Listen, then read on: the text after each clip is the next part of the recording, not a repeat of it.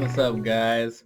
Back with another geometry video. Today we're going to continue working on our rigid motion transformations by talking about reflections. Reflections can be something like boom, looking at the other side, boom, looking at the other side, looking in the mirror, something you see off of a reflection of water.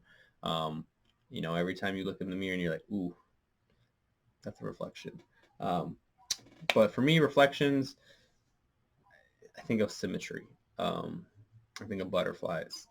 And I think that if you guys can try to do your best to visualize and just really go back to having like that little kid brain a little bit, I think this will be easier than you think. So let's get started. Go over here today. So 2.2 reflections. Our essential question is, how do you draw the image of a figure under a reflection? So what does that mean for us? Well, when you apply the reflection, what happens? What do you do? We'll get there. Now, I'm not going to teach the tracing paper. However, if you do happen to have it, go for it. Tracing paper, folding, I think is a great way to visually see exactly what is happening. Now, when you're doing this, when there's the line of reflection, so I'm gonna do my best here. So I have my line, I have my shape. So if I'm gonna reflect over this line, I fold over this line, and then I can trace. Now, post-it paper is thicker than I thought, so it's not gonna be as nice as it could be.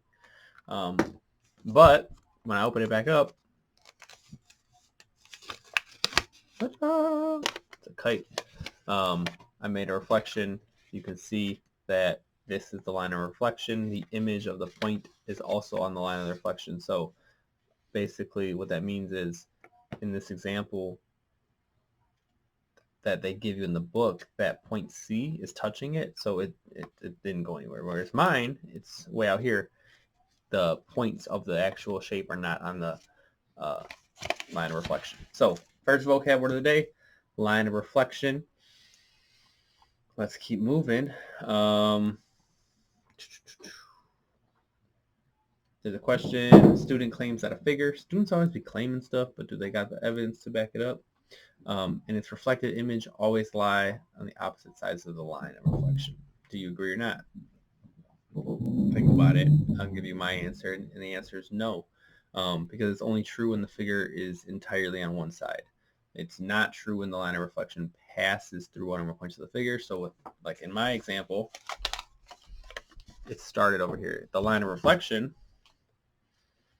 could have went through the shape. And then if I would have folded on that line, you can clearly see there's some overlap. So there you go. So you might hear a little whimper, and I got the baby in the cut. Trying to get this work done with babies. It's a lot.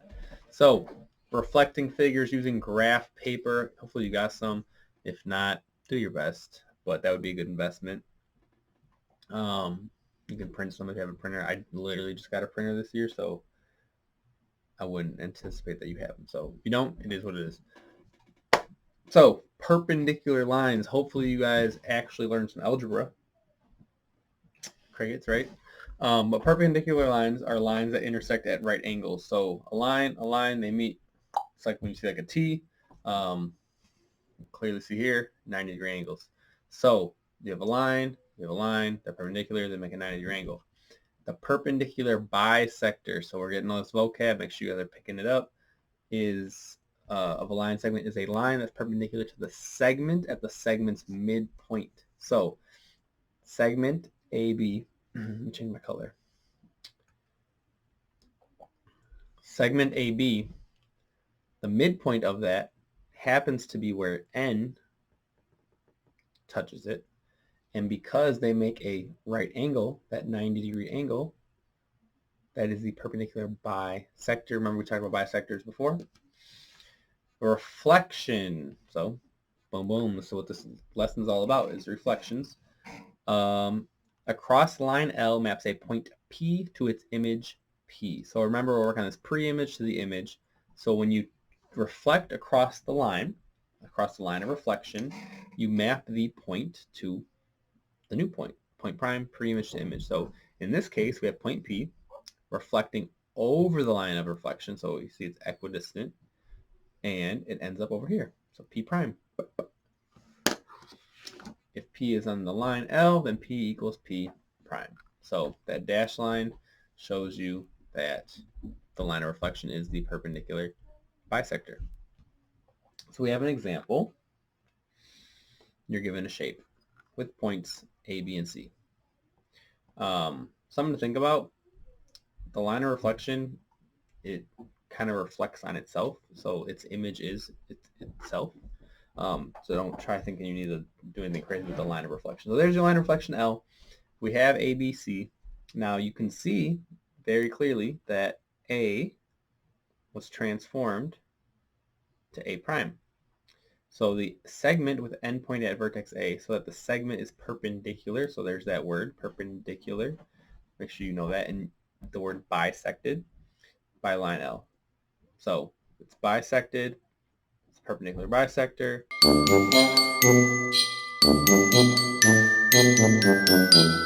That is your new point. So you're going to do the same thing to the other ones. So you repeat the steps. Now, the way I would do this is use a ruler, use some unit of measurement to make sure that you're going the same distance from there to there, from there to there, from there to there, and then you mirror it. If you had the tracing paper, you can see how this would become much simpler. And then you connect your prime points, and you got your new shape. You got the image. So here's one for you to do. So I'm going to go ahead and pause this for a second so I can get some of my work figured out, and you can try yours. So I'm going to give this my best shot. You guys know this drawing pad doesn't help me too much. Now notice how C is touching the line of reflection. Therefore, C prime will be right there. So that makes that a little easier. Now, we do want to make sure that we get the perpendicular bisector. So we're going to draw a straight line. Hopefully, if I had a ruler, this would be beautiful, but it's just going to have to be I. We mark it to know that's the perpendicular bisector. So then we're going to go the same distance. And again, I'm just going to have to eyeball this. It's approximately 2 diagonal squares. We'll say it's right about there. There's my A prime. Again, not perfect. Please use a ruler of some sort when you do this. B's got to go a long way. So we can go bring it down. I just cannot make a straight line on this thing.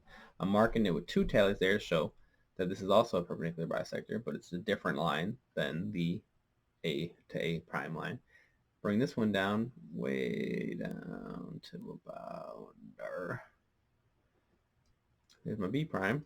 Use a different color here. Connect them up. Connect the dots. That's basic, right? Boom, boom, boom, boom, boom, boom. And it is a rigid motion. Therefore, my new shape, the image of the pre-image, is the same shape. It just was reflected over the line of reflection. So how can you check to make sure that you drew the image correctly? Well, I've already brought up rigid motion. Check that it preserves length. So you could literally measure each line segment to make sure that it's exactly the same.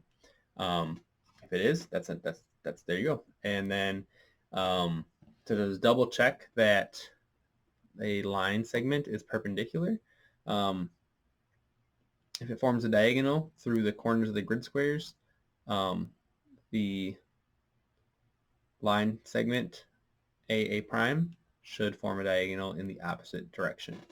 So your turn.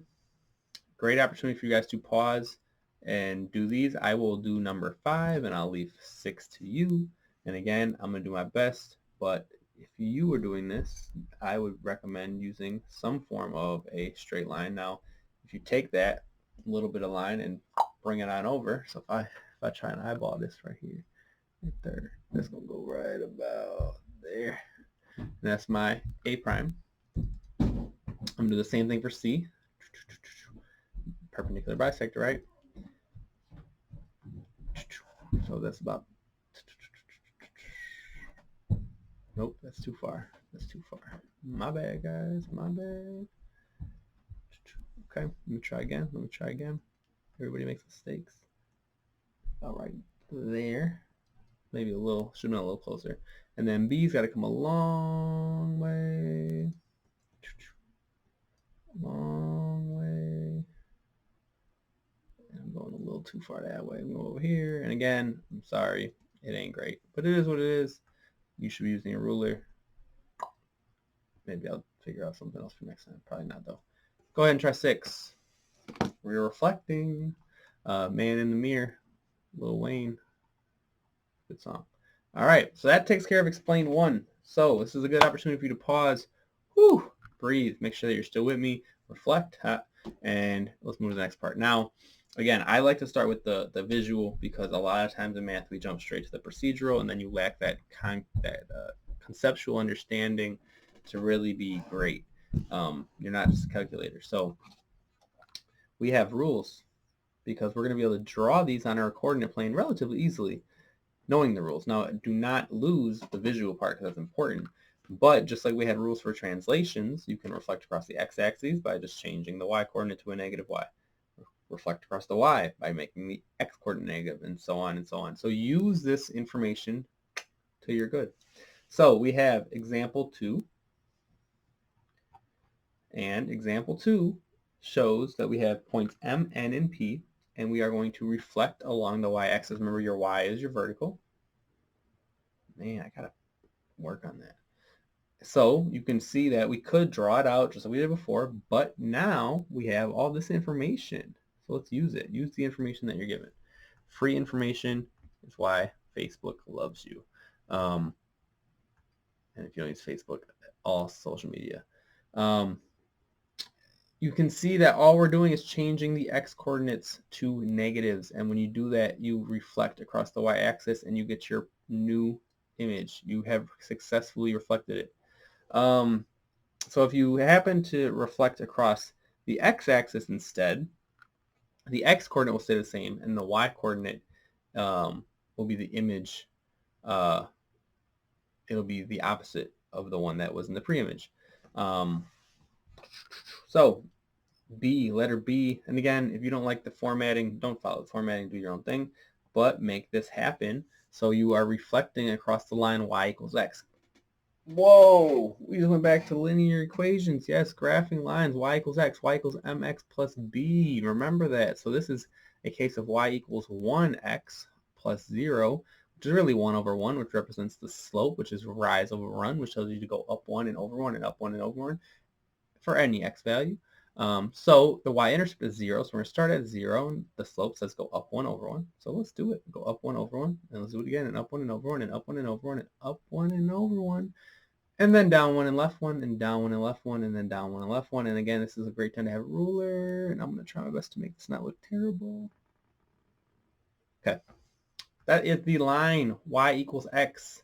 Y equals x, which will be your line of reflection. So you're going to reflect over it. And if you plot your points D, E, F, you'll get 2, 0, 1, 2, 0. You'll get 2, 2, 1, 2, 1, 2, 5, 2, 5, 1. Connect the dots. I was really good at that. So there's my first shape. And I'm not going to write all the points. It's getting a little messy, getting a little crowded. Mask up. Now we are reflecting across the line y equals x. I don't know what to do. Oh my god. Go back to the rules. It's okay. We can double check our notes. You should have wrote them down already. But if you didn't, here's a good time to pause and do that. When you reflect across the line y equals x, you swap. The x becomes the y and the y becomes the x. Simple enough for me. So we can write in the rule that says a prime will be y comma x instead of x comma y, and you just replace those 0, 2, 2, 2, nothing changed, Spider-Man meme, 2, 5, 1, 5. So let's plot the 2, 2, because that's clearly on the line of reflection. 0, 2, 2, 5, 1, 5. Bam, bam, bam, bam. And then this is a prime. This is a I think you guys should all be relatively smooth at this, so if you have any issues, let me know. But I'm feeling good about it. And yes, the image will lie in quadrant 1. So how would the image of MNP be similar or different from the one you drew in part A if the triangle reflected across the x-axis? So it would maintain the shape, right? Rigid motion, but it would be in quadrant 4 instead of quadrant 2. So all these kids always claiming stuff. The rule y x comma y transforms to negative x comma y only works if all the vertices are in the first quadrant. Would this be correct? They're making craziness. So the rule says that the image of a point will have an x-coordinate that is the opposite of the value of the pre-image. So the point negative 1 comma 2 would have the image of 1, 2. 1, 2, 1, 2. We've got some your turns coming up. So this is a great opportunity for you to do some your turns. So pause, knock these out. Don't overthink it, guys. Just check your rules, make a little table, make a little chart, whatever you gotta do to stay organized, and you got it. So as we move to example 3, specifying lines of reflection, it's a good time to pause. Let's take a breath. We've been here for 16 minutes, and these videos go a little long, but it's kind of weird chopping them up. So I'm gonna pause myself so I can catch my breath. I'm back. Nice little break. Amazon Prime Day, and although I would love to stop supporting them, I've been buying things, so I might need a little help. Might have to return some stuff, but I'll definitely show you some of the things I got. Anyway, specifying lines of reflection. So given that A prime, the triangle A prime, B prime, C prime is the image of ABC under a reflection, draw the line of reflection. So you're given the two shapes, but you don't know how they got there. So draw the segments. Look what we're bringing back, midpoint formula, find the midpoint. If you need a refresher on that, let me see if I can remember to drop a card in here. I'm going to make a note real quick, 17 minutes. Drop the card for midpoint so you guys can get some practice on that. Go watch it if you need it. And plot the midpoints, draw the line through the midpoints. You will get yourself your line of reflection, perpendicular bisectors all around. So there's a good example. So let's do one together for letter B. Now think about reflecting, right? As like almost like a laser. If you happen to have like a laser, you have a cat or something or a dog, and you aim it at a mirror or something, the angle that the object that it makes as it hits the reflecting surface, it's equal to the angle that it bounces off. So if you're good at pool, if you know mini golf, like you already been doing reflections. It's kind of cool to see math show up in things that we do. So we got the midpoint of AA, and we're going to plug in the numbers. We got -3, -5, 3, -1. So check the coordinates to get those. And that's going to give us, when we do the math, -4 and 1. Remember to divide by 2 after you add. BB, 2, -2, and 3, -5, and you get 0, -1. And CC, we're going to get 5 and 3, -1 and -5, and 4 and -3. So take a second to reflect, and can you use a ruler? How can you use a ruler in a protractor to check that your line is the line of reflection? If you use the ruler, you can check your bisection, and if you use the protractor, you can check that it is actually perpendicular by verifying that you have a 90-degree angle, right angle. Your turn, guys. Find the lines of reflection by finding the midpoints, plotting them, making the line of reflection through all the midpoints. Now, you can probably guesstimate it. A 13 is a little wild, right? It's not such a clean reflection. It got reflected on itself. So I will go ahead and give you the coordinates real quick. So I'll pause it, do it, but I'll give you the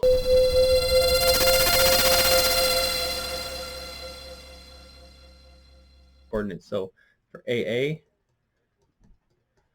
midpoint, you got 5, 5.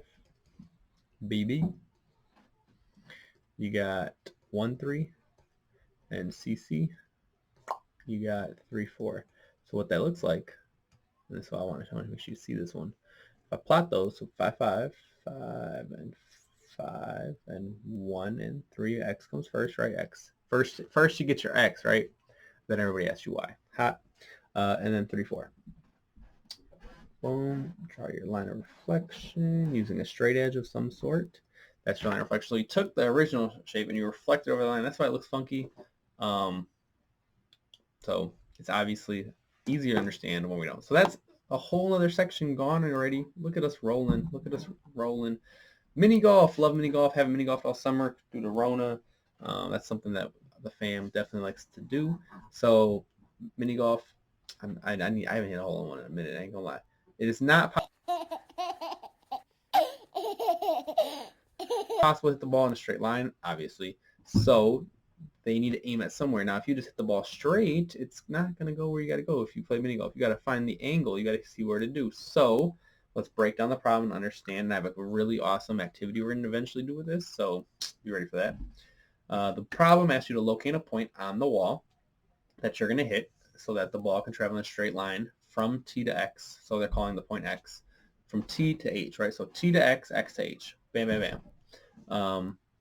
Make a plan. So in order for the ball to travel directly from T to X to H, the angle must be equal to the angle as the path the ball is going to take when it leaves the wall. So it's got to be the same. So the angles must be equivalent. Oh, look at Drake. H prime be the reflection. Reflections preserve angle measure. Remember the rules of rigid motion. So M, the measure of angle 2, is the measure of angle 1. Therefore, measure of angle 1 is equal to the measure of angle 2, which would be, oh, sorry, I put a 1 there. I meant to say 3. Bam. So the angles are all equivalent. So then T, X, and H occur when they're collinear. T, X, H. There's your angle. There's your angle. There's your angle. They're all equivalent. So let's figure this out. Obviously, it'd probably just be easier to go to the mini golf course. The coordinates of H prime are 7, 4. The coordinates of X would be 6, 3.5. So go backing up. We've got H prime at 7, 4. 7, 4. H prime. And we've got 6, 3. Where's my decimal point? 3.5 is X, so let's find that. 6, 1, 2, 3, 5. So if you hit the ball, hold on one, you got it. All right, look back at it. You can always check it. So is there another path? Yeah, you can find another path.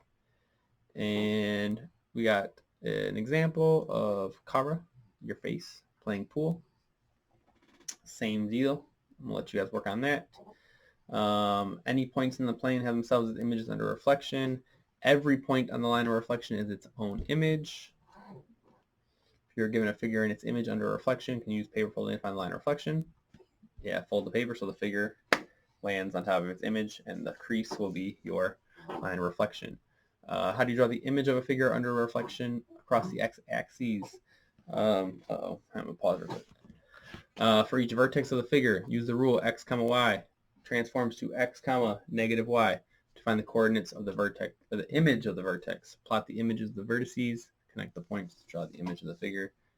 That probably says like a lot, so I would slow me down, write that down, process it. If you have questions, let me know. So let's summarize. I love summarizing. So how can you check that a drawing of two figures represents a reflection? Well, one, hopefully you can start identifying the lines of reflection, especially when the shapes don't touch it. The two figures must maintain and have the same size and shape because it's a rigid motion. There must be a line of reflection that is the perpendicular bisector of every segment, joining the vertices. So it can't be the bisector on 2 and not the third. It's all of them. And it joins the vertices of the pre-image to the image. So boom, unless the vertex is on the line of reflection, right? So I will scroll quickly down through the practice so you can take a look, pause, do these if you wish. I will assign the ones I want you guys to do for those of you that aren't in my class. I mean, you can still do the homework, but there you go. I think the hardest part is going to be applying these to ones that look like this, right? When the shapes aren't clearly, there's no clear visible line of reflection, then, figuring things out like this, Pong, any type of game that requires you to bounce things off of other things. So yeah, definitely pause if you don't have your book or whatever. I love the explain the error ones. And I will give you guys practice to this to do now. Let's come back. We always got to answer that essential question, that EQ, and then we can wrap this video. This video got long. No me gusta. So the EQ said, how do you draw the image of a figure under a reflection? So the whole point of today's lesson was to help you understand that. So, to draw the image of a figure under a reflection across the line L, right? You choose a vertex of the figure, call it A.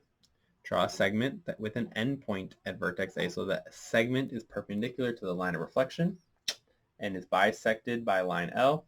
Label the other endpoint of the segment A prime. So you're going to come here, doom, doom, do that for every shape, every vertex of the shape. That gives you your points. Oh, baby, he's running out of juice. I got to finish up. Connect the images to get your pre-image to the image. So reflections, reflect. Let me know how you're doing. Thanks for being here. Hit that like button. Leave me a comment to know that you watched. Hit subscribe. We're almost at 300. And we got a few, maybe like 2 more weeks on transformation. So transform yourself to a great geometry student. Do this work. Go back to those videos. I got to make sure I mark the midpoint formula. But I'll see you guys later. Thanks for being here.